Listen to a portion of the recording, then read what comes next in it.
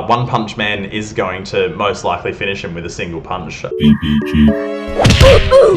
BBG, yeah, we are the Bot Bros. BBG. What is up, Bot Nation? We are back today with a special requested episode, and that is a debate between two anime fighter icons. I'm going to be backing One Punch Man today. Chris is going to be backing Goku. We'll let you decide in the comments who comes out on top. Make sure you let us know.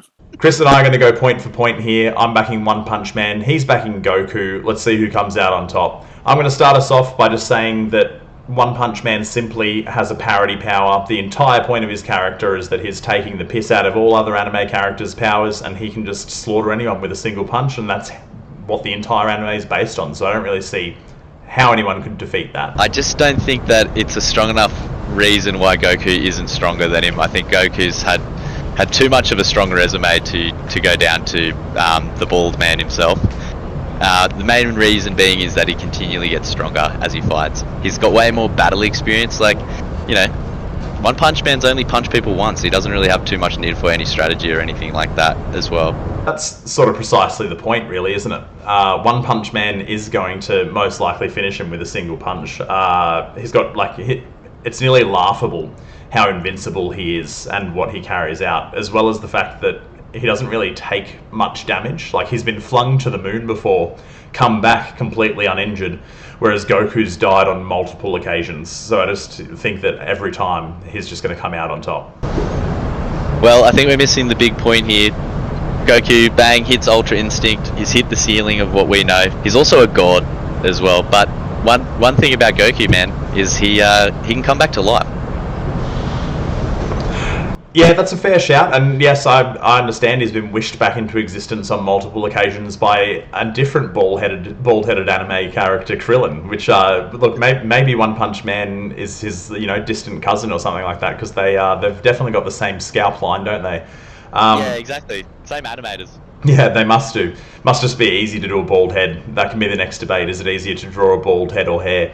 But look, even though Goku can come back over and over again, would it not just then turn into an infinite loop of him being one punch to death? And sorry, let's tile back just one more point as well. You did a double on me there. I just remembered you talked about God Mode, Ultra Instinct, and the ceiling that we know of. So during that time, right, whenever he has to go into a new form or needs to gain additional power, I'm thinking Beerus here, but that was the first God Mode, wasn't it, the movie? How long did that take him? Was he yelling and standing and doing these ones and getting rowdy and yelling and making a big pose and a fuss over it for 15 minutes? Probably. In that time, One Punch Man, with the noted speed I spoke about, I think he could unleash 1,000 punches, and he's not even going to need that. He is literally just going to need one. We talked on a few things here. We talked about his speed just then as well, right? I just think hands down Goku is so much faster than we know. I just feel like you've never really seen One Punch Man skip between planets within 1/4 of a second as well. Like, I just don't think he can keep up with that speed. We're also got to consider the fact of the episode length that you said. Yes, it does take multiple episodes for Goku to transform and become stronger and get better, but that's only in the first time. That's usually a process of an intense battle of some sort. Goku's taken the loss. He's down and out, but then bang, he's got something in his DNA that allows him to actually progress from where he was, which is over his opponent. Yeah, that's fair. And I'm glad that you said that, because it actually sent bells ringing in my head, right? So the fact that he needs to gain new strength to fight stronger opponents, I'd say that One Punch Man could clear most of, or if not all of, the DBZ universe, right? So he would absolutely need to escalate beyond Ultra Instinct during the fight against One Punch Man, leaving him open for that opportunity. There's so many characters in Dragon Ball Z that would be immune to punching itself, especially Fat Boo. Like, he's Yes. not even really a full mattered being, right? Physical attacks literally don't work on him, and if you blow him up into a trillion pieces, he's still alive. You know what I'm saying?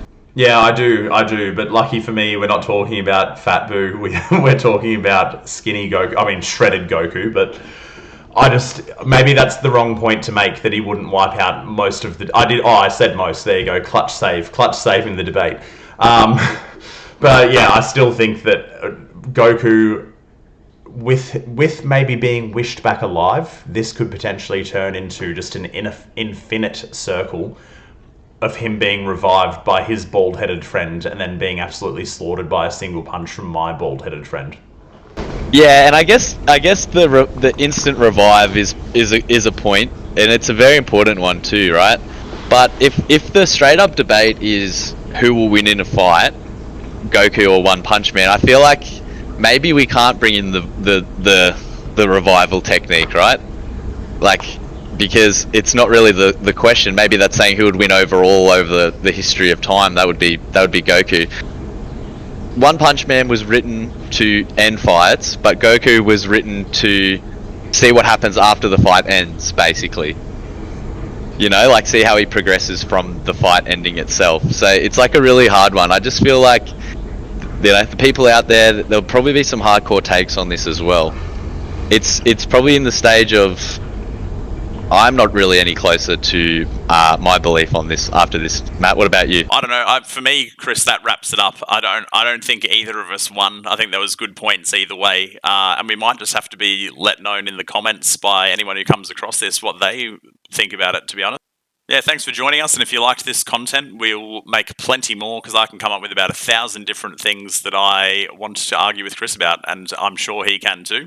But yeah, leave some comments down below, and we'll see you in the next video.